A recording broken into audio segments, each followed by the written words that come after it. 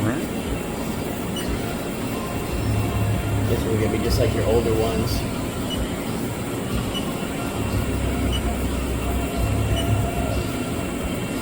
Here will be your probe settings, your 4th and 5th axis, auxiliary rotors, rigid tapping, and then we start getting into all that. Gotcha. Alright, let's see if I can move this one.